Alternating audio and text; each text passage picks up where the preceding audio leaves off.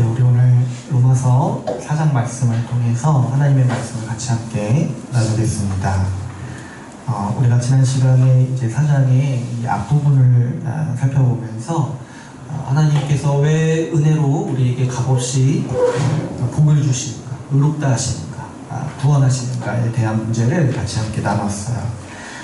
사도 바울이 이 이야기, 이 설명을 구태여 여기서 하는 이유는 당시 사람들이 이 은혜의 복음에 대해서 반감을 가지고 있었기 때문이라고 우리가 지난 시간에 나눴죠. 이때 2000년 전에도 마찬가지로 지금도 비슷하게 사람들은 이 은혜의 복음, 하나님께서 값없이 공짜로 우리에게 하늘의 복을 다 주신다라는 이 복음을 별로 좋아하지 않습니다. 여러 가지 이유가 있다고 했어요. 복음을 전하는 사람들도 이런 식의 이야기를 싫어하는 경우가 종종 있어요. 하나님이 복을 공짜로 주신다고 하면은 사람들이 헌신하지 않을 거라고 생각을 하는 거예요. 그리고 그러면 사람이 어떻게 변하겠냐, 그냥 아무 대가도 없이 다 주시는데 어떻게 우리 같은 죄인이 변할 수 있겠느냐, 이런 이제 고민들을 하는 거죠. 또 반면에 이 듣는 사람들도 은혜의 복음을 별로 좋아하지 않는 경우가 종종 있어요. 사람들은요, 제가 보니까 이 신앙생활을 어떤 단계라고 여기는 것을 좋아해요. 그래서 내가 이 정도 훈련을 받으면 이 정도 수준에 이르렀다, 이렇게 파악하는 거를 좋아해요. 그래서 내가 이 정도 했으니까 나는 이 정도 계급이다, 이 정도 단계에 있다. 그래서 저기 저 위에 있는 사람보다는 좀 낫지만 어때요? 저기 저 아래 아무것도 안 하고 있는 사람보다는 내가 괜찮다, 내가 그 사람들보다 더 훈련받은 사람이다, 이렇게 자신을 생각하는 것을 좋아하는 거죠. 그러니까 이런 상황에서 하나님이 그런 거 안 해도 하나님은 다 주신다 얘기하면은 이게 이제 허물어지니까, 이런 체계가 허물어지니까 이제 싫어하는 거예요. 이런 사람들은 은혜의 복음을 거부합니다. 하나님은 우리에게 공짜로 대가 없이 다 주시겠다고 하는데 이런 사람들은 어떻게 얘기합니까? 아니요, 주님, 그렇게 하지 마세요. 내가 한 만큼 나에게 주세요. 그리고 저 사람에게 한 만큼 갚아주세요. 이렇게 주장하는 거죠. 하나님이 주시려고 하시는 복이 얼마나 큰지, 내가 도저히 내 노력으로 도저히 이룰 수 없는 복이라는 사실을 모르니까 자꾸 내가 어떻게 주장하는 거야. 내가 한 만큼 나에게 갚아주십시오, 이렇게 주장하는 거죠. 이렇게 우리가 은혜의 하나님, 은혜라는 단어를 자주 말하지만 사실은 사람들은 이 은혜의 하나님을 이해하지 못하고 보지도 못하고 있어요. 그래서 우리가 이 은혜에 익숙해져야 되고 이 은혜의 개념을 아주 철저히 우리 인식에 새겨야 하는 것이죠. 우리 사람들이요, 누가 공짜로 뭐 준다고 할 때 잘 안 믿잖아요. 그렇듯이 은혜의 하나님을 잘 못 믿어요. 하나님이 아무런 대가 없이 죄를 사해 주시거나 아무런 대가 없이 우리에게 그분이 가지고 계신 모든 복을 다 주신다라는 이 복음의 이 큰 소식, 이 우리의 이성과 우리의 한계를 벗어난, 우리를 초월한 이 큰 소식을 우리가 잘 믿지 못하는 거죠. 그럼에도 불구하고 왜 하나님은 우리에게 공짜로 주시는가, 이렇게 오해받으시고 또 사람들의 반감을 받으시는데 왜 하나님은 비싼 대가를 치르시면서까지 우리에게 은혜를 공짜로 주시는가 했을 때 로마서 4장은 두 가지로 설명을 한다고 했어요. 첫 번째로는 하나님은 은혜가 은혜되게 하시기 위해서 우리에게 공짜로 복을 주신다고 했어요. 이 로마서 말씀에서 비유를 하나 얘기를 하죠. 일하는 자에게는 그 삭이 당연한 보수로 여겨지거니와 일하지 않는 자에게 주는 삭은 보수가 아니라 뭐예요? 은혜로 여겨진다는 거예요. 하나님께서 만약에 대가를 요구하시고 그 대가를 지불한 것에 합당하게 무언가 복을 주신다면 그 사람은 자기가 일한 대가를 받은 것이지 하나님으로부터 은혜를 받은 것은 아니라는 거예요. 그러면 그때 하나님은 기껏해야 월급 잘 주는 사장님 정도로 여겨진다는 거예요. 내지는 정말 우리가 자판기에 돈을 넣으면 그에 합당하는 보수가 나오듯이 하나님을 마치 자판기처럼 여기게 된다는 것이죠. 그런데 하나님은 어떻게 무엇을 원하시냐니까 일하지 않는 자에게 삭슬 주시길 원하신다는 거예요. 일하지 않는 자에게 보수를 주기를 원하신다는 거예요. 바꿔 말하면 뭐예요? 우리 같은 죄인에게 죄를 사해 주시길 원하시고, 또 그뿐만 아니라 뭐예요? 우리 같은 죄인에게 의를 주시기를 원하신다는 거예요. 이게 뭐로 비유를 하는 거냐면, 일하지 않은 자에게 월급을 주는 자, 그런 분으로 여겨지기를 하나님은 원하신다는 거예요. 그래서 하나님은 우리에게 은혜를 주시는 하나님, 받을 자격이 없는 자에게 대가 없이 선물을 주시는 하나님으로 여겨지기를 원하신다는 거죠. 또 두 번째로 로마서 4장에서 왜 하나님은 공짜로 주시느냐, 은혜로 주시느냐 설명을 할 때 약속을 지키시는 분이시기 때문에 그렇게 하신다고 했어요. 우리가 이제 지난 시간에 이 하나님께서 아브라함에게 하신 약속을 잠깐 나눴어요. 하나님은 아브라함에게 약속을 하실 때 어떻게 약속을 하셨냐면, 내가 너에게 복을 주겠다라고 얘기하셨어요. 내가 너에게 하나님 나라를 주겠다라고 얘기했어요. 그런데 그 뒤에 하나님이 말을 바꿔서 그래도 너희가 대가를 지불해야 된다. 내가 너가 이 정도 하는 걸 보고 내가 주겠다. 이렇게 말을 바꾸신다면 사도 바울이 하는 얘기는 뭐예요? 그러면 하나님은 약속을 파기하는 자, 약속을 지키지 않는 분이 되신다는 거예요.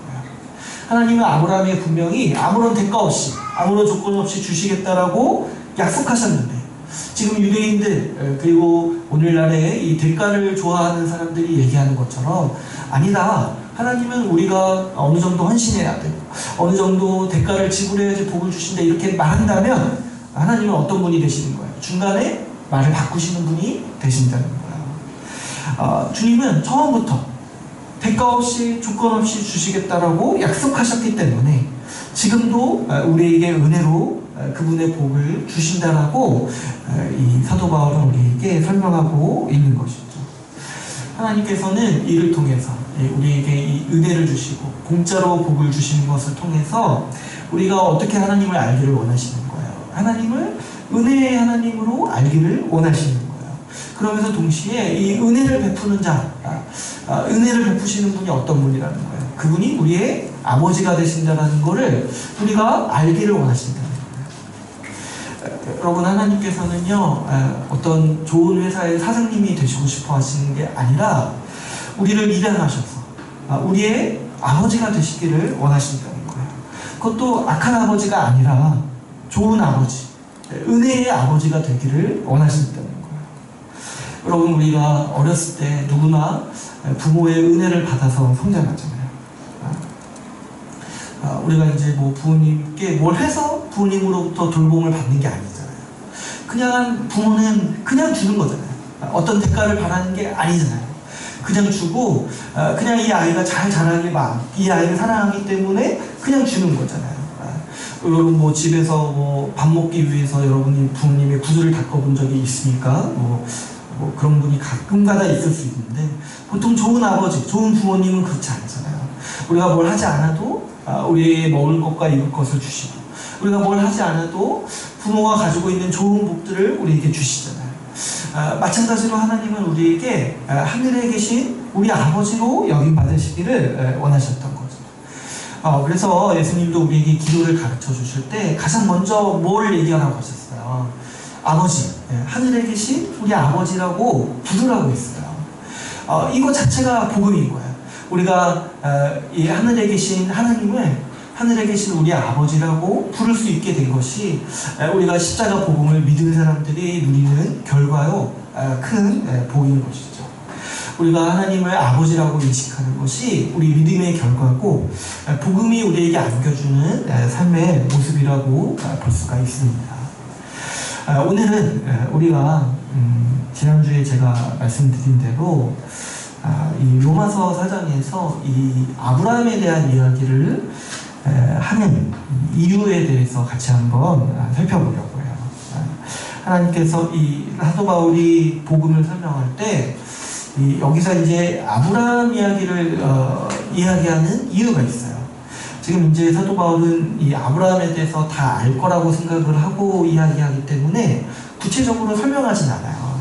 그런데 우리가 그래서 이 사도 바울의 지금 설명을 이해하려면 먼저는 이 아브라함의 이야기를 좀 이해할 필요가 있는 것이죠. 오늘 우리가 읽은 본문의 13절을 보시면은 이렇게 얘기를 하죠. 우리 13절 한번 같이 한번 읽어볼까요? 13절 같이 한번 읽어보겠습니다. 시작. 아브라함과 그 후손에게 세상의 상속자가 되리라고 하신 언약은 율법으로 말미암은 것이 아니요 오직 믿음의 의로 말미암은 것이니라. 네, 여기 이제 이 13절 이 전부도 아니고 이 앞에 이 부분이 있잖아요. 이 아브라함이나 그 후손에게 세상의 상속자가 되리라고 하신 언약.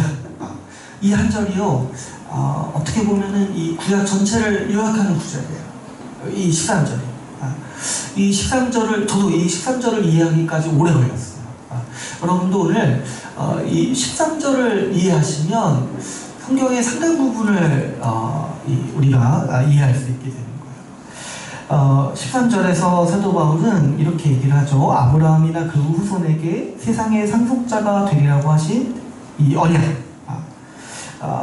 여기서 왜 우리가 이 13절을 이해해야 되고, 왜 지금 사도 바울은 여기서 굳이 아브라함에 대한 이야기를 하냐면, 하나님께서 이 아브라함에게 약속하신 이 언약, 이 약속이 이 복음의 뼈대와 이 구체적인 계획이 담겨있기 때문이에요.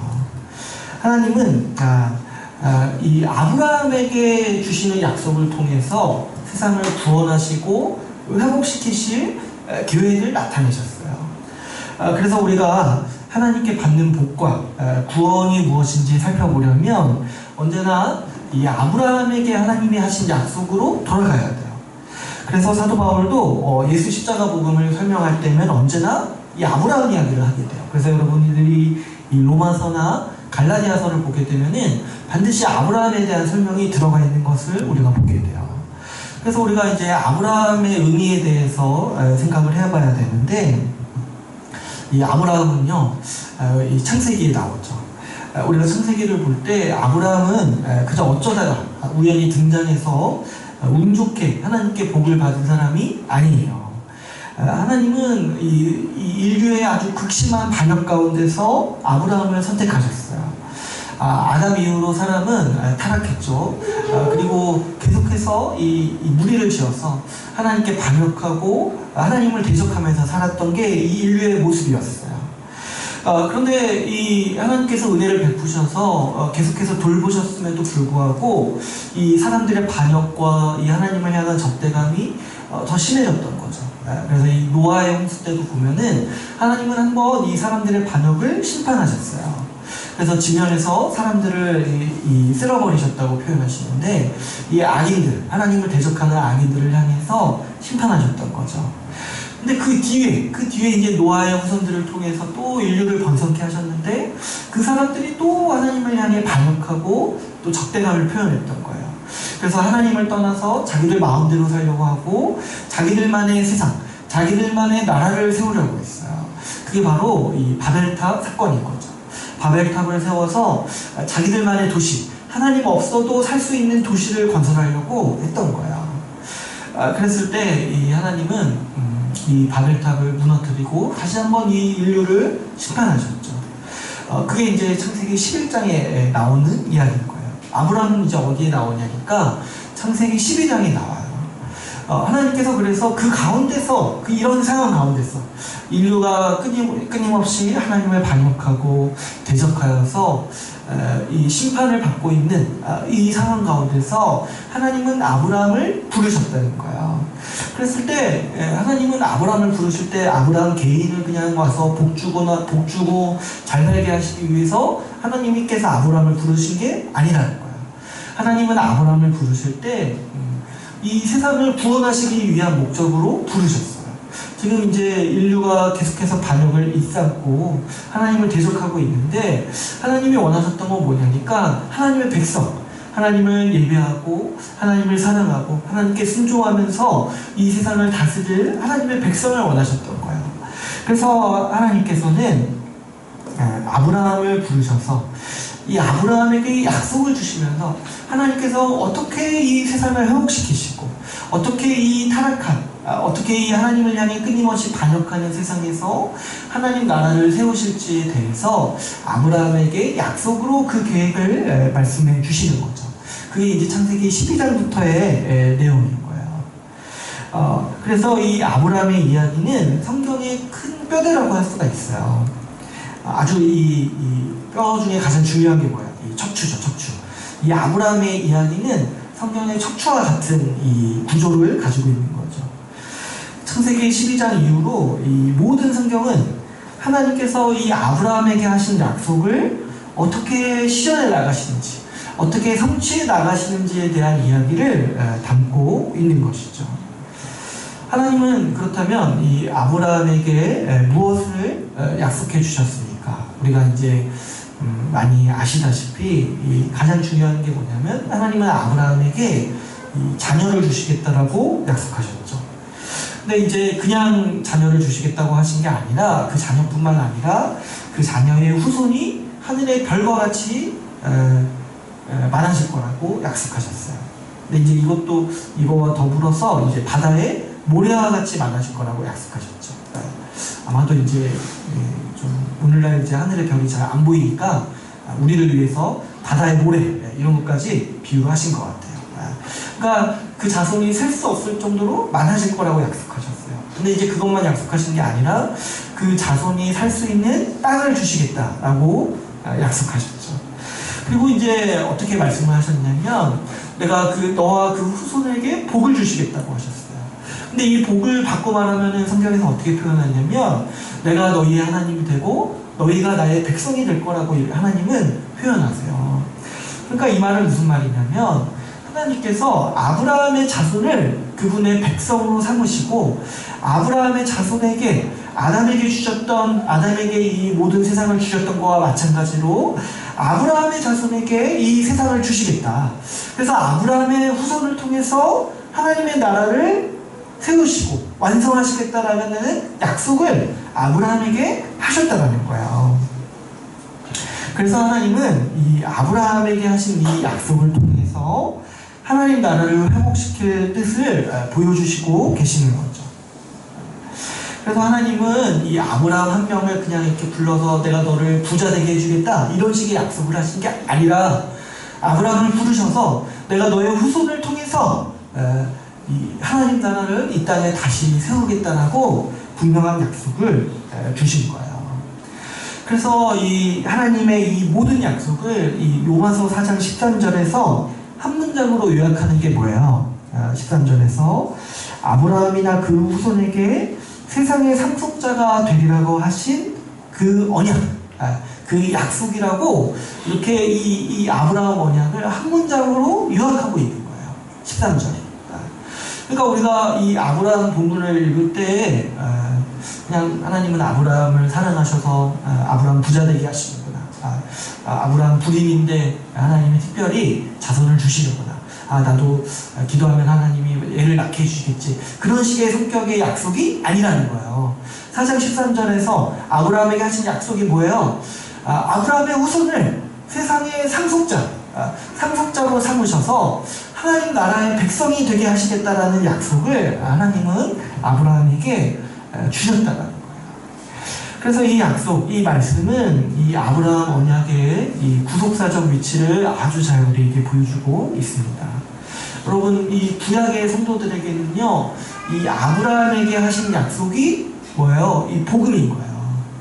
하나님이 세상을 어떻게 구원하시느냐, 하나님이 우리를 어떻게 구원하시느냐, 그 약속의 아주 핵심적인 부분이 아브라함에게 하신 약속이 나타나 있는 거야. 근데 하나님이 아브라함에게 하신 약속이 뭐예요? 내가 너의 자손을 하나님 나라의 백성으로 삼고 너희 자손에게 천국, 하나님 나라를 주시겠다 약속하셨으니까 이 구약에서 아주 중요한 문제가 뭐야? 누가 아브라함의 자손이냐는 거야. 아브라함의 자손이 돼야지만, 아브라함의 자손으로 인정받아야지만 하나님 나라의 백성이 되는 거잖아요. 그러니까 구약에서 이 말하는 복음이 뭐예요? 아브라함의 자손이 돼야 돼요. 유대인들은 누가 아브라함의 자손이 되냐에 대한 문제를 이 혈통의 문제로 자꾸 생각을 했어요. 그래서 유대인의 혈통이어야지만, 그리고 할례를 받아야지만 아브라함의 자손이 돼서 하나님의 상속자가 되고 이 세상의 상속자가 된다, 하나님 나라에 들어갈 자격을 얻는다라고 유대인들은 생각했던 거예요. 그런데 사도 바울은 지금 복음을 설명하면서 이 예수 그리스도의 십자가 복음을 설명하면서 무엇을 얘기하고 있냐니까 이 사도 바울은 지금 예수 그리스도를 믿는 자가 아브라함의 자손이 된다라고 설명을 하고 있는 거예요. 지금 이 어마어마한 얘기를 로마서 4장에서 설명하고 있는 거예요. 이 혈통으로, 유대인의 혈통으로 아브라함의 자손이 되는 것도 아니고, 할례를 받아야지 아브라함의 자손이 되는 것도 아니고, 율법을 지켜야지 아브라함의 자손이 되는 것이 아니라 오직 예수 그리스도를 믿음으로 우리가 아브라함의 자손이 된다라고 지금 사도 바울은 로마서 4장에서 우리에게 가르쳐주고 있는 것이죠. 구체적으로 말하면 뭐예요? 예수 그리스도를 믿는 자가 아브라함의 자손이 되어서 하나님 나라를 상속으로 받는다는 거예요. 우리가 흔히 하는 얘기로 얘기하면 아브라함의 자손이 되어서 그 사람이 천국 간다는 거예요. 예수 믿는 자가 아브라함의 자손이 되어서 하나님이 약속하신 천국에 들어간다는 거죠. 그래서 이 아브라함의 이야기를 이해하는 것이 오늘날의 우리에게도 중요한 거예요. 우리가 하나님께 무엇을 받는가? 우리가 예수 그리스도를 믿을 때 하나님께 무엇을 받는가 이 구체적으로 이해하려면 아브라함에게 하신 언약으로 반드시 돌아가야 하는 것이죠. 여러분, 아브라함이요, 이 하나님의 약속을 믿어서 의롭다함을 받았다라고 기록되었어요. 근데 이 이야기를 자세히 살펴보면은 사실 이 아브라함이 믿은 약속 있잖아요. 하나님이 주신 이 약속들. 이 약속들은요, 이 아브라함이 살아있을 때 대부분 보지 못하는 약속들이에요. 하나님이 아브라함에게 주신 약속은 사실 아브라함 생전에서는 이루어질 수 없는 약속들이에요. 지금 제가 설명을 드렸잖아요. 하나님이 아브라함에게 약속하신 게 뭐예요? 내가 너희 후손을 하나님 나라 백성으로 삼고 세상의 상속자가 되게 하려 하겠다. 근데 이 약속이 언제 구체적으로 성취되냐니까 아주 이제 확정적으로 성취되는 때가 예수 그리스도가 이 땅에 오실 때예요. 그러니까 적어도 수천 년 뒤에 이루어지는 일인 거예요. 이 아브라함 입장에 있어서. 그러니까 지금 어떤 약속을 하나님은 아브라함에게 주시는 거예요. 그 일생에서는 눈으로 보지 못할 약속들을 주시는 거예요. 하늘의 별과 같은 자손들을 보고 그 자손이 이 세상의 상속자가 되리라는 일들을요, 아브라함은 믿었다는 거죠. 이런 말씀들을 어떻게 믿을 수 있을까요? 여러분, 이 하나님의 약속의 이 스케일, 이 크기를 한번 생각해 보세요. 감히 한 사람의 인생이 가늠할 수 없을 정도의 약속을 하나님은 지금 아브라함에게 주셨다는 거예요. 내 인생을 초월하는 약속을 믿었다는 거예요. 지금 하나님은 아브라함에게 내가 너 복주 부자 되고 잘 살게 해주겠다, 네 인생을 내가 복주겠다, 이런 얘기를 하시는 게 아니라는 거예요. 내가 너의 후손을 하나님 나라의 백성으로 삼아서 네 후손들이 이 땅을 다스릴 거라는 거예요. 근데 사실 아브라함은 뭐예요? 아무것도 받지 못하는 거예요. 아브라함의 우리 인생을 생각해 보면 사실 그 인생에 얻은 게 거의 없어요. 많은 자손을 약속해 주셨는데 아브라함이 한 명 낳았어요. 한 명 낳고 몇 명 그 뒤에 난 게 전부예요. 그리고 땅을 주시겠다고 약속하셨는데 사실 아브라함이 죽을 때까지 가지고 있었던 땅은 자기 롯자리밖에 없어요. 그런데 아브라함은 이 하나님의 약속을 믿었다는 거예요. 그래서 여러분, 이 하나님이랑 함부로 약속했다고 하지 마세요. 하나님은 기본적으로 이 1000년짜리 약속을 하시는 것 같아요. 저 보니까 아주 최소 단위가 1000년이에요. 이 약속의 이 크기를 생각해 볼 때 사실 아브라함이 이 하나님의 약속을 믿었다라는 게 정말 이게 믿음이라는 것을 오늘 우리에게 보여주고 있는 것이죠. 오늘 우리가 읽은 본문의 이 16절을 보면 이렇게 얘기를 합니다.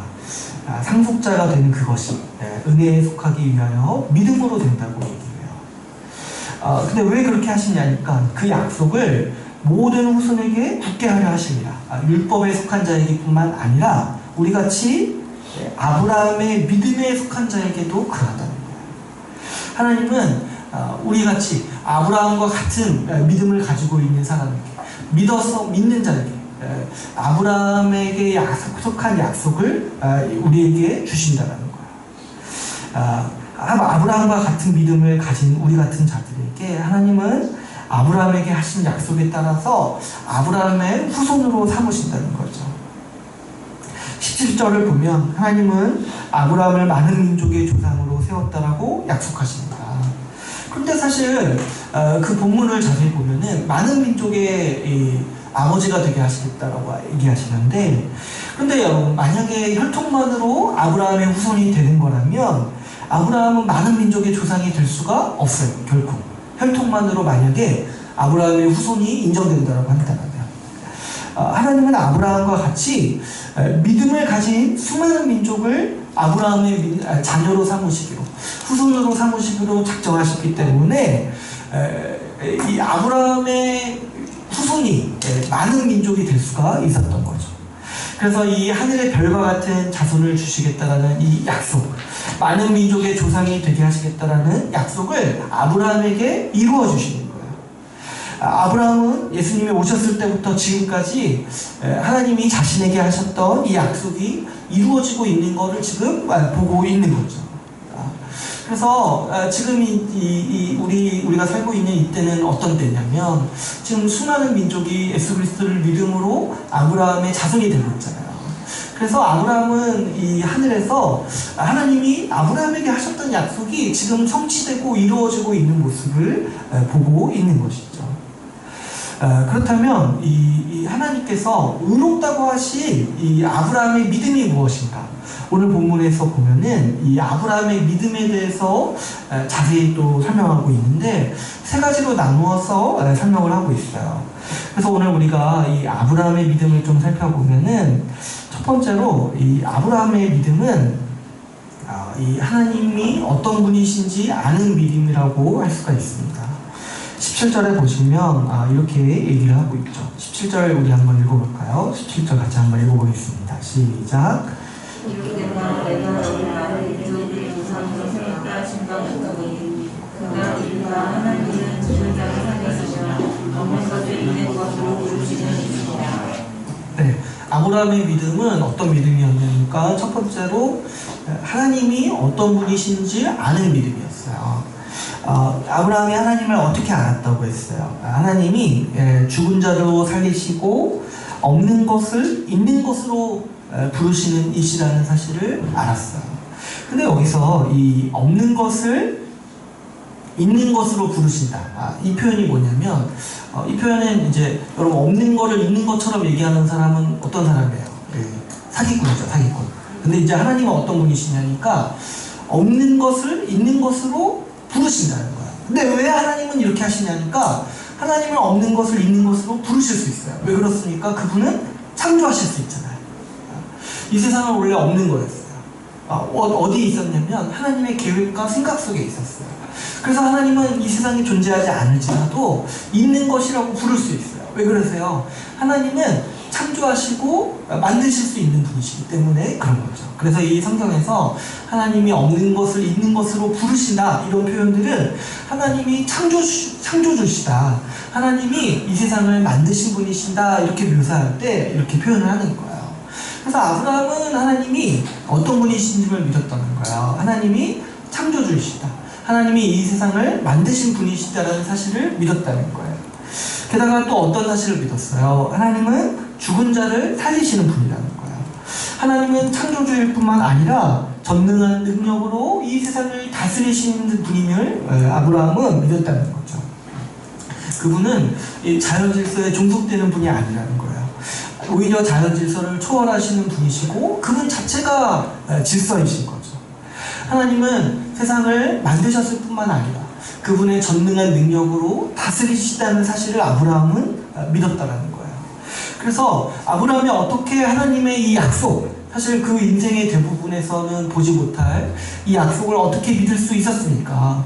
하나님이 세상을 만드시는 창조주시고 다스리신 분이라는 사실을 믿고 그분의 약속임을 알았기 때문에 이 아브라함은 믿음을 가질 수 있었다는 거죠. 사실 우리는 아무 말이나 믿을 수 없어요. 또 사람의 말을 쉽게 우리는 믿을 수 없죠. 그러나 하나님의 말씀, 이 전능하시고 천지를 만드시고 이 오늘도 다스리시는 하나님의 말씀을 우리가 믿을 수 있는 것이죠. 두 번째로 이 아브라함의 믿음을 얘기할 때 18절을 보시면 아브라함은 하나님의 약속이 무엇인지 분명히 알았다라고 기록하고 있어요. 18절을 보시면 내 후손이 이 같으리라고 하신 말씀대로 많은 민족의 조상이 되게 하려 하심이라, 이 말씀을, 이 약속을 아브라함이 굳게 믿었다라고 가르치고 있죠. 나는 이 아브라함이 믿었다고 할 때 그 믿음이 무엇이라니까, 아브라함은 하나님이 약속해 주신 바가 무엇인 줄 알고 그 약속하신 바를 믿었다는 거예요. 우리가 이제 뒤에서도 이야기하겠지만 이 믿음에 있어서 이 부분이 굉장히 중요합니다. 믿음이라는 게 뭐냐니까 하나님이 약속하신 바를 믿는 거예요. 오늘날에 많은 분들이 믿는다고 말하고 있지만 사실 사람들이 얘기하는 믿음에는 이 내용이 없다라는 걸 우리가 종종 보게 돼요. 나는 믿습니다, 이런 얘기를 하지만 무엇을 믿습니까? 이렇게 물어보면은 사실 대답을 못하거나 이상한 말을 하는 분들이 종종 있다는 거죠.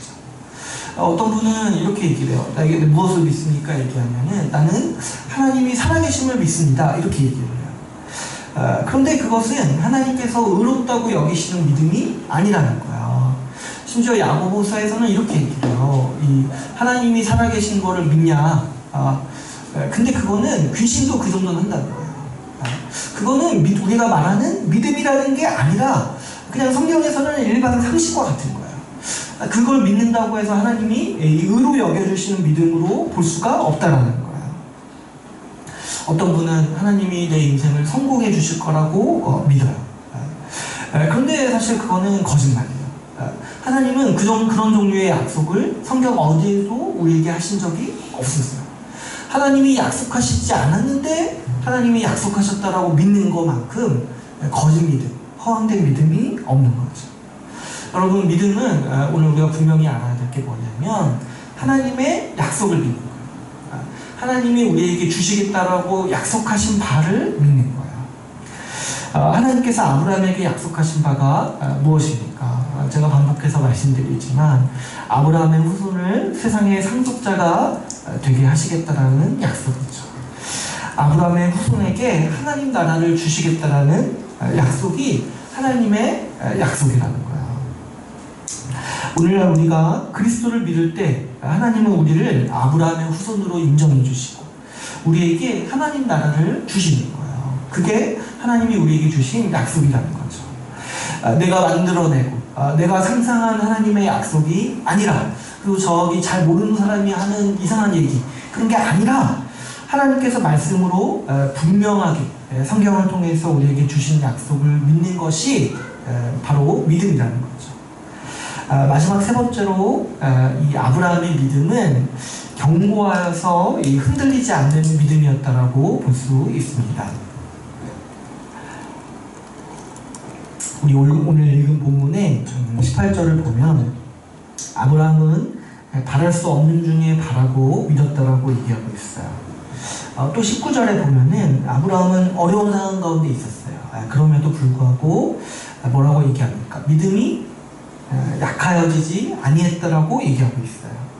또 20절에 보면 어떻게 얘기해요? 믿음이 없어 하나님의 약속을 의심하지 않고 어떻게 얘기해요? 오히려 견고하게 하나님께 영광을 돌리면서 21절 하나님이 약속하신 바를 능히 이루실 줄을 확신했다라고 얘기하고 있어요.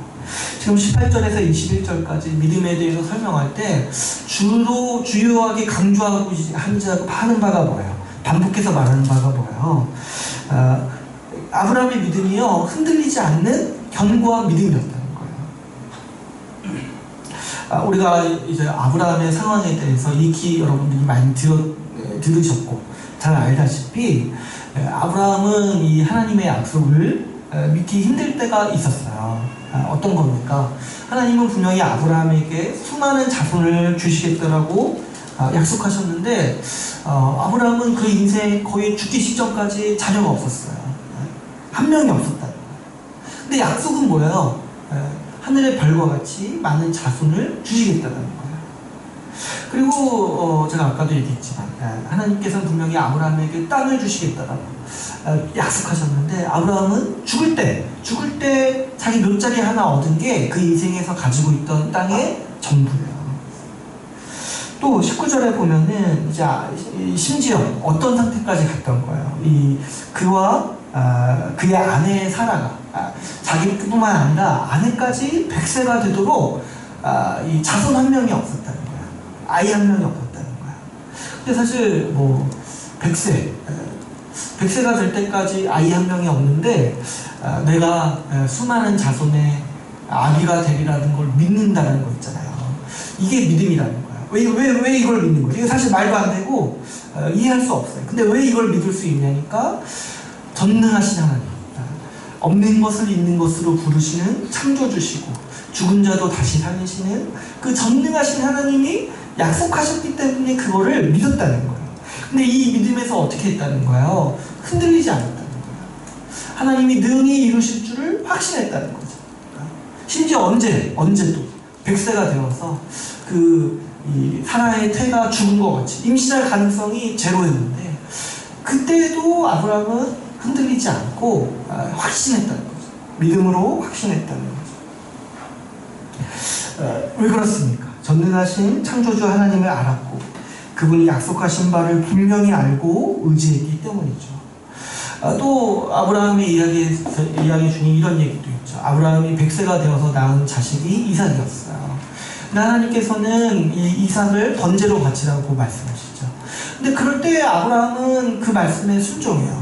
근데 왜 그러냐니까 오늘 본문에도 힌트가 나와 있는데 아브라함은 이 하나님의 약속을 믿었다는 거예요. 지금 이 이삭이 죽어도 하나님의 약속이 원래부터 뭐였어요? 아브라함에게 자손을 주고 그 자손이 하나님 나라의 백성이 된다는 약속을 믿었다는 거예요. 그래서 내가 이삭을 죽일지라도 하나님은 죽은 자도 다시 살리실 수 있다는 사실을 믿었다는 거예요. 그래서 아브라함은 하나님의 모든 이 말씀에 순종할 수 있었다는 거죠. 그래서 이 아브라함의 믿음을 향해서 사도 바울은 뭐라고 설명을 하냐면 바랄 수 없는 중에 바라고 믿었다는 거예요. 여러분, 그래서 믿음은 기본적으로 그 속성이 뭐냐니까 바랄 수 없는 중에 믿는 거예요. 바랄 수 없는 중에. 왜냐하면 믿음은 우리의 경험이나 체험과는 아무런 상관이 없기 때문이죠. 하나님이 말씀하신 바를 믿는 거예요. 전능하신 하나님이 말씀하신 바를, 약속하신 바를 믿는 거예요. 전능하신 분의 말씀이기 때문에 사실 우리의 어떤 체험과 우리의 경험과 우리의 이성으로는 이해할 수 없는 면들이 분명히 있어요. 그래서 우리가 때로는 바랄 수 없을 때 하나님은 믿으라고 약속하시는 거예요. 여러분, 우리는요 자주 흔들리는 게 믿음이라고 생각해요. 믿어도 자주 넘어질 수 있다라고 여기는 거죠. 그러나 오늘 본문은 흔들리지 않고 견고한 게 믿음이라고 우리에게 분명히 힘주어서 가르치고 있습니다. 여러분, 우리를 생각해보면 우리가 왜 자주 믿음에서 흔들립니까? 우리는 우리의 경험과 우리의 환경을 따라서 자주 하나님의 약속을 판단하는 아주 못된 습성이 있어요. 우리가 무슨 힘든 일이 있을 때 우리 심정적으로 이렇게 생각하죠. 겁봐라, 하나님이 무슨 능력이 있으셔서 나를 도우시겠냐, 하나님이 나에게 관심이 없다라고 생각합니다. 내가 힘든 일이 있고 내가 뭔가 좀 잘 안 이루어질 때, 그러다가 상황이 좀 나아지면 금세 사람이 바뀌어가지고 역시 우리 하나님은 나를 도우시는 분이구나, 이렇게 우리가 살아가는 거예요. 근데 지금 성경에서 가르치는 게 뭐예요? 이거는 믿음이 아니라는 거예요. 이런 태도에 전능하신 하나님을 믿고 신뢰하는 그 신뢰, 그 믿음이 어디 있냐는 거예요. 내 상황과 환경에 따라서 하나님을 판단하고 내 상황과 환경에 따라서 하나님을 향한 태도, 이 믿음을 바꾸는 게 어떻게 믿음이라고, 전능하신 하나님을 믿는 믿음이라고 부를 수 있냐는 거예요. 이런 거는 사실 믿음이라고 볼 수 없죠. 그런 거 그냥 이런 거는 아주 갓난아기, 아주 어린 아기가 자기 원하는 거 해달라고 투정하는 태도밖에는 볼 수가 없다는 것이죠. 22절 말씀에서 이 하나님께서는 이러한 믿음, 이 하나님이 어떤 분이신지 분명히 알고 또 이 하나님이 약속하신 바를 분명히 알고 또 그 말씀, 약속하신 바를 믿는 믿음, 신뢰해서 이 흔들리지 않는 이 믿음을 하나님은 의로 여기셨다라고 우리에게 가르치고 있습니다. 그러니까 여러분, 우리가 예수 그리스도를 믿는다 할 때, 우리가 주님을 믿는다고 할 때 그 믿음이요, 이 믿음이라는 거예요. 하나님이 어떤 분이신지 분명히 알고 그분이 우리에게 무엇을 약속해 주셨는지 분명히 알고 이 믿음에서 환경이 어떠하든 상황이 어떠하든 내 감정이나 생각이 어떠하든 흔들리지 않는 게 의롭다 여기심을 받는 믿음이라는 거예요. 23절, 24절에서 사도 바울은 이 아브라함의 믿음과 우리의 믿음이 같은 믿음이라고 우리에게 설명하고 있습니다. 여러분, 우리는 하나님께서 예수 믿는 우리를 은혜로 값없이 하셨다는 예수 십자가 복음을 믿습니다. 우리는 이 하나님의 은혜를 흔히 구원받았다라고 간단히 얘기하지만 이 구원받았다라는 거를 조금 더 풀어서 설명하면 뭐예요? 천국 가게 해주신다는 말이잖아요. 근데 이거를 성경의 언어로 얘기하면은 뭐냐니까 바로 그 천국, 그 하나님 나라를 예수 믿는 자에게 주시겠다라고 하나님은 약속하셨다는 거예요. 그래서 이제 우리가 이제 성경을 통해서 보면은 아브라함의 자손이 된다, 응급 땅을 받는다, 하나님 나라의 백성이 된다, 이 모든 말들이 우리는 쉽게 구원받는다 이렇게 이제 요약을 하고 있는 거예요. 그러니까 사실은 이제 본질적으로는 같은 말인 거죠. 하나님은 아브라함 자손들에게 약속하셨던 하나님 나라를 이제 예수 믿는 우리에게 주신다는 거예요. 그래서 우리의 믿음도 아브라함과 똑같아요. 창조주 하나님, 예수 그리스도를 죽은 자 가운데서 살리신 분임을 우리는 여전히 믿고 있습니다. 그분이 우리에게 하신 일, 예수 그리스도를 속량과 화목제물로 세우셔서 하나님 나라를 상속으로 주셨다라는, 약속하셨다라는 그 복음을 우리는 믿고 있어요. 여러분, 우리는 이 믿음에서 흔들리지 않았습니다. 대가를 지불해야 한다는 거짓 복음에 흔들리지 않아요. 우리의 상황이나 경험과 상관없이 우리가 하나님의 상속자로서 하나님의 백성임을 우리는 굳게 믿으면서 살아가는 사람들인 거죠. 이게 아브라함의 믿음이고 아브라함의 믿음과 똑같은 우리의 믿음의 모습이라는 것입니다. 안타깝게도 오늘날 이 믿음에 대해서 잘못된 오해와 인식들이 만연한 것을 볼 수가 있습니다. 사람들은요, 제가 보니까 믿음에 대해서 생각할 때 믿음을 그저 어떤 충동적인 감정이나 좀 어떤 직관적인 태도라고 여기는 것 같아요. 그래서 말로 설명할 수도 없고 이해할 수도 없지만 그냥 직관적으로 믿어지는 것이 믿음이라고 생각해요. 그러다 보니까 어떤 결과가 자꾸 나오니까 이 자기 감정이나 자기 경험이 바뀔 때마다 흔들리는 거예요. 마치 갈대와 같이 믿음을 생각해요. 자기 생각이 바뀌고 경험이 바뀌고 자기 환경이 바뀌면 원래부터 그런 게 믿음이라고 생각했으니까 믿음도 같이 함께 흔들리는 것이 당연하다고 여기는 거예요. 사람들이 말하는 믿음에는 앞에서도 제가 말씀드렸지만 내용이 없어요. 내용이. 하나님이 말씀하신 바를 믿는 게 아니라 그냥 자기가 만들어낸 하나님에 대한 인식, 하나님에 대한 상상, 하나님이 약속하신 적도 없는데 자기가 그냥 약속했다라고 자기 혼자 약속하고 그걸 믿는 거예요. 그러니까 상황이 바뀌고 환경이 바뀔 때마다 흔들리는 거예요. 하나님에 대해서도 성경과 다르게 이야기할 뿐만 아니라 하나님의 약속에 대해서도 성경이 말하고 있는 약속을 자꾸 알려고 하는 게 아니라 어디 저 이상한 사람이 얘기한 거, 어디 저 좀 뭐 이렇게 좀 말을 좀 잘하는 사람이 얘기한 거, 이런 것들 자꾸 이상한 지식들을 습득해가지고 이게 하나님이고 이게 하나님의 약속이라고 자꾸 오해하면서 그 삶을 살아가면서 그거 가지고 매일 흔들리는 거죠. 그래서 믿음에 대해서 얘기할 때 믿음은 마치 비논리, 그래서 감정, 심지어 미신이라고 생각을 해요. 이 모든 게 믿음이랑 어울린다라고 여기는 거죠. 그래서 세상 사람들이 이 교회에 가지는 이미지도 이거와 비슷할 때가 많아요. 세상 사람들이 말하는 걸 보세요. 어떤 사람들이 교회 다닌다라고 생각하냐니까 논리가 없는 사람, 반지성적인 사람, 비합리적인 사람이어야지만 하나님을 믿고 교회 다닐 수 있다라고 세상 사람들이 흔히 얘기하는 것이죠. 그러나 여러분, 우리가 말씀을 배울수록, 말씀을 알아갈수록 우리는 전혀 그렇지 않다는 사실을 보게 됩니다. 우리는 오히려 믿음이야말로 논리적이고 합리적이고 우리가 심사숙고해서 내리는 결정이라는 사실을 우리가 분명히 보게 됩니다. 여러분, 세상을 만드시고 창조하신 하나님의 약속을 신뢰하는 일이야말로 가장 합리적인 결정이 아니겠습니까? 우리가 인생을 살아가면서 믿고 의지할 하나의 기준이 필요한데 무엇을 기준으로 삼고 살아가겠습니까? 내 습관이요? 내 능력이요? 내 어떤 판단이요? 그런 걸 믿고 정말 이 세상을 살아갈 수 있겠습니까?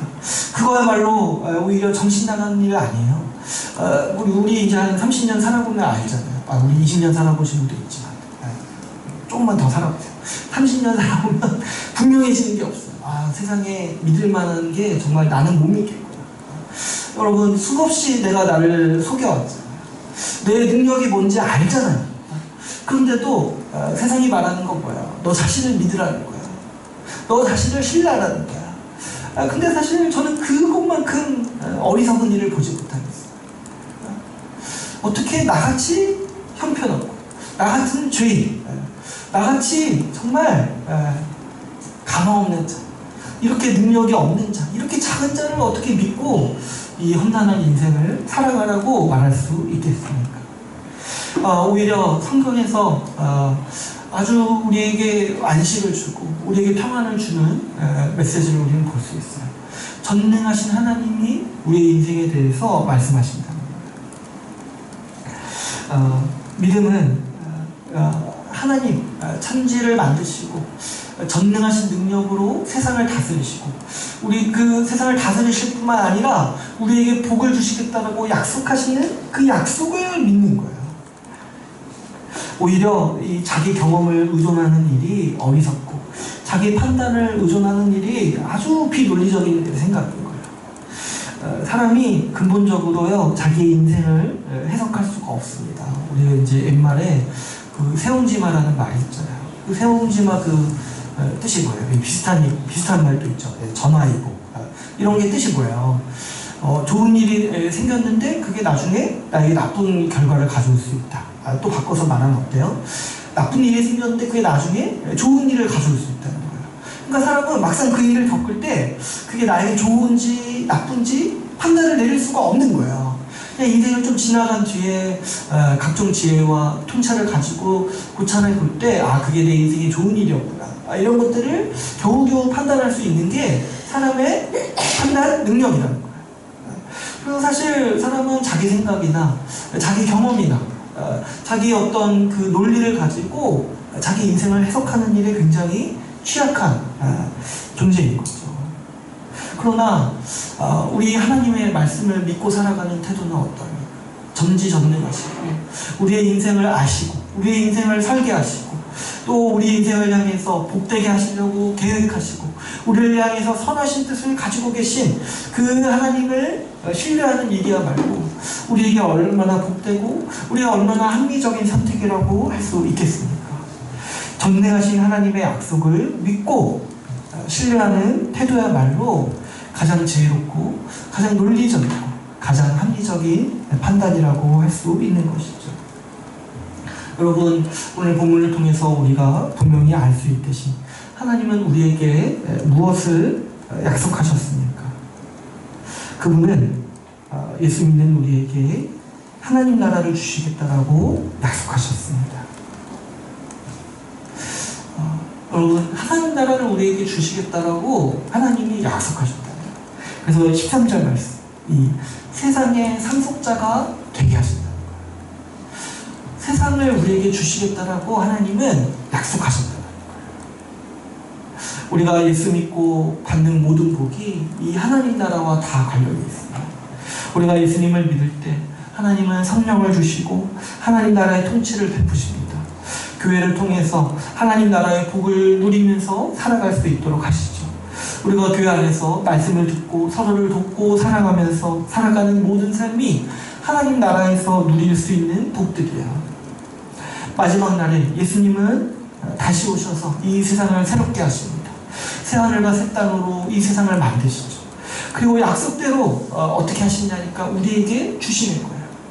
아담에게 이 창조 세계를 주시고 생육하고 번성하고 다스리라고 말씀하셨듯이 예수 믿는 우리에게 이 세상을 주시면서 생육하고 번성하고 이 세상을 다스리라고 말씀하시는 거죠.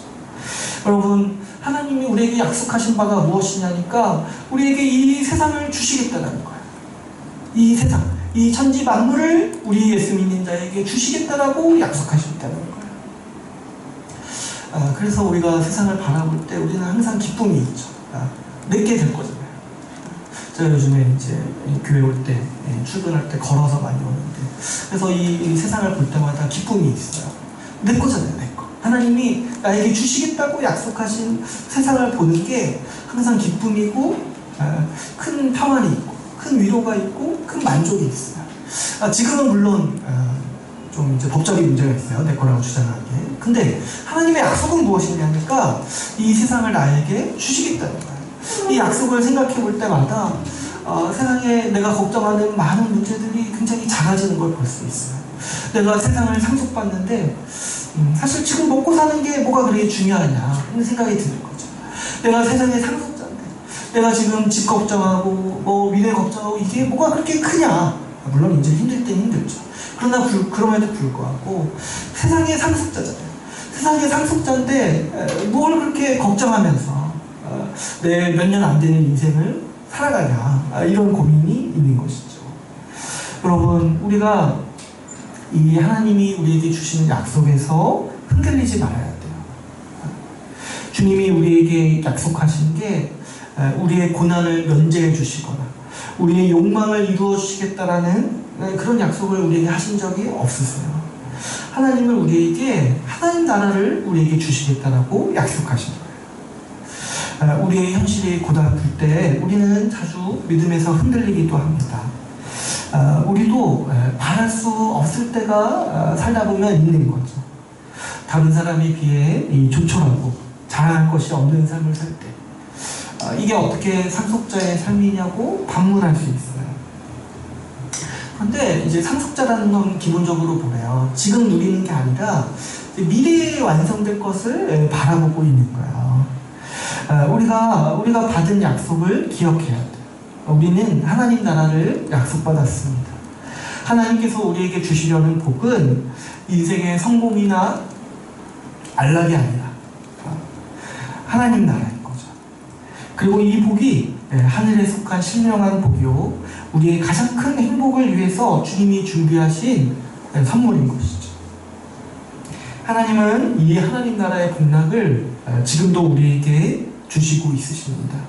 아브라함도 보면요, 아브라함의 인생에도 하나님은 아브라함에게 하신 약속을 반드시 이루어주겠다라고 이 미래의 약속을, 미래의 성취를 좀 미래에 당겨서 보여주신 것들이 있어요. 그 중에 하나가 이삭인 거죠.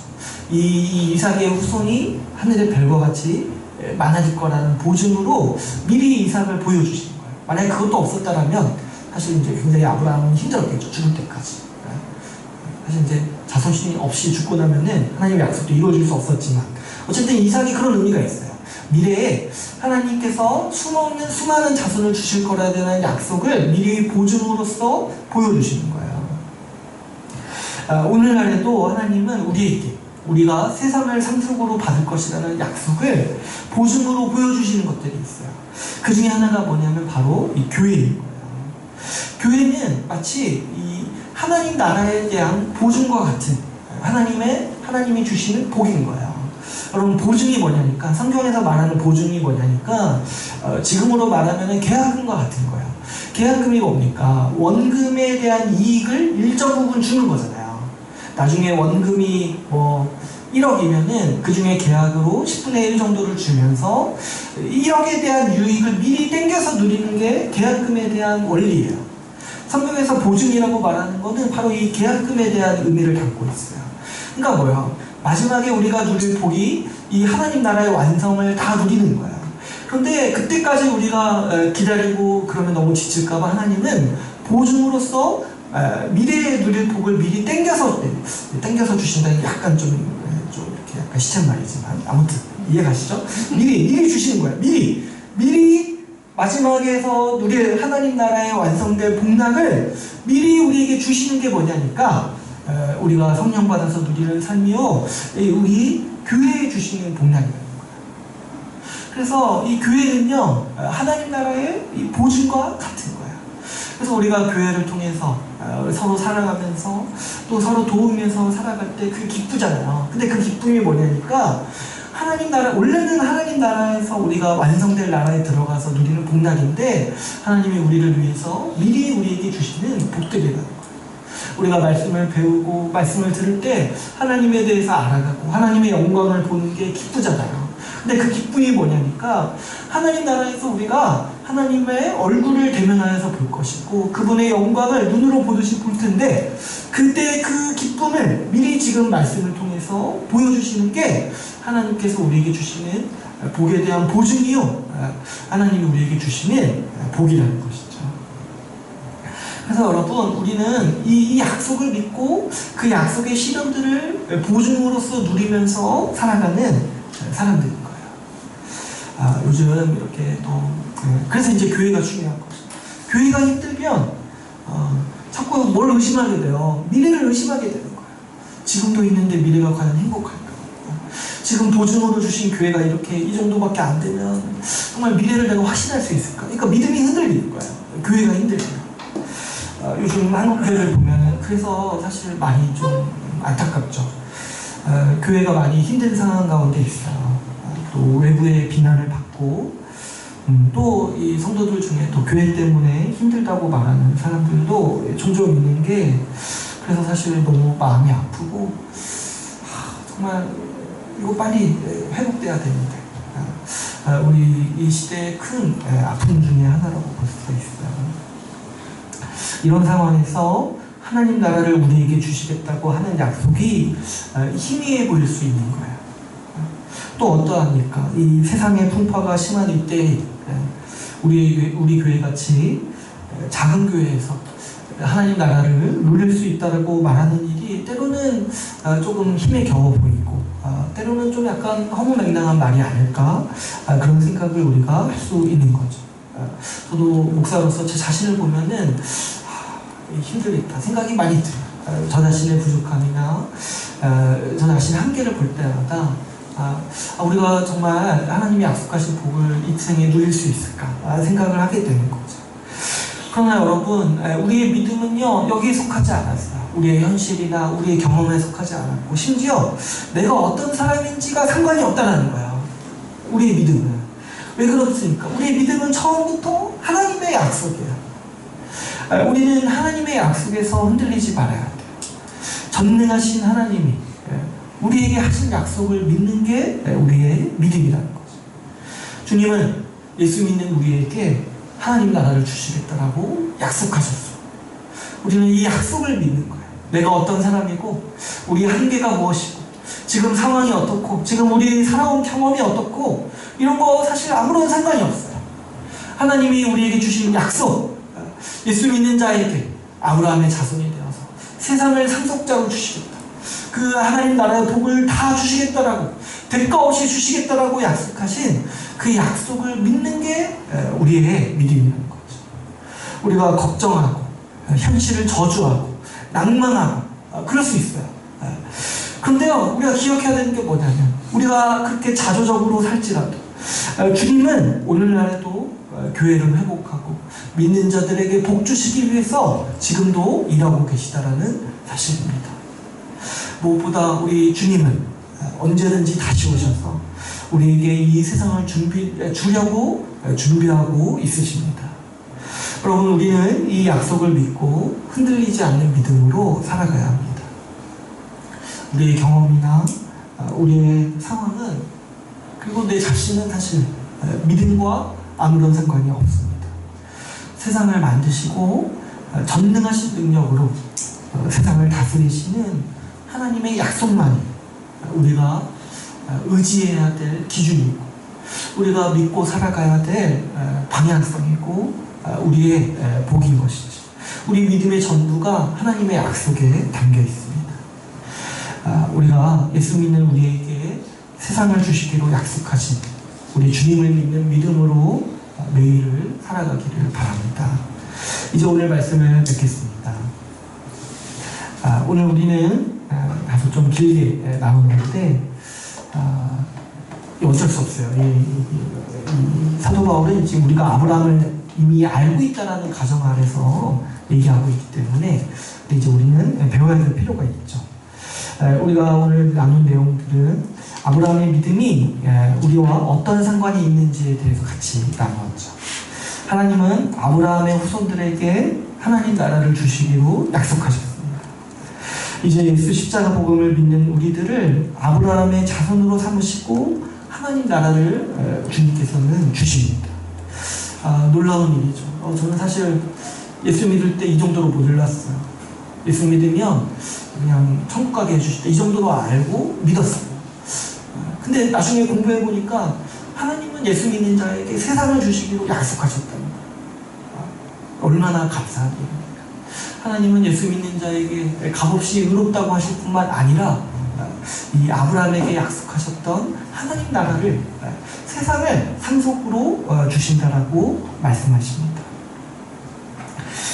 또 오늘 우리 믿음에 대해서 나눴죠. 우리가 믿는 믿음은 그 약속을 우리에게 주신 하나님을 신뢰하고 그 약속의 내용을 굳게 믿고 우리의 환경과 상황이나 상관없이 경험이나 상관없이 내 자신과 상관없이 흔들리지 않게 신뢰하는 것이 바로 우리 믿음이라고 같이 나눴습니다. 여러분, 우리가 우리 인생을 살아갈 때 주님이 우리에게 주신 약속을 굳게 믿고 살아갑시다. 우리 흔들리지 않는 믿음을 주님께 드립시다. 우리의 상황이나 환경보다 주님의 말씀을 더 신뢰하면서 살아갑시다. 우리가 아무리 힘들고 또 어려운 상황이 있을지라도 우리 상황은 변할 수 있어요. 그러나 변하지 않는 거 하나가 뭐냐면 우리 주님의 약속이고 우리에게 하나님 나라의 복락을 주시겠다라고 약속하신 우리 주님의 말씀입니다. 우리가 주님의 이 약속을 신실하게 믿고 살아갈 때 우리 주의 나라 교회를 통하여 하나님 나라의 복락을 온전히 누리게 되기를 소망합시다. 오늘 말씀을 마치고 우리 같이 기도하는 시간을 갖기를 원합니다. 우리 이 시간 같이 기도하실 때 두 가지 같이 기도하기로 합니다. 먼저는 우리 믿음을 위해서 기도합시다. 오늘 같이 나눈 대로 아브라함과 같이 하나님을 분명히 알고 하나님의 약속을 분명히 알아서 흔들리지 않는 믿음으로 우리의 남은 인생을 살아가게 해주십시오. 때로는 두렵습니다. 밖에 변하는 사람들이 있고 믿음을 저버리는 사람들을 볼 때마다 마음이 어려워지죠. 그러나 그럼에도 불구하고 달할 수 없는 중에 우리가 믿고 오히려 이 믿음에서 흔들리지 않는 것을 당연시하고 살아갈 수 있도록 우리 인생을 붙잡고 같이 함께 기도합시다. 또 우리 교회를 위해서 기도합시다. 교회가 하나님 나라의 보존이라고 오늘 같이 말씀드립니다. 특별히 우리 한국교회 또 우리 주의 나라 교회가 우리가 믿음으로 살아갈 때 이 하나님 나라의 복락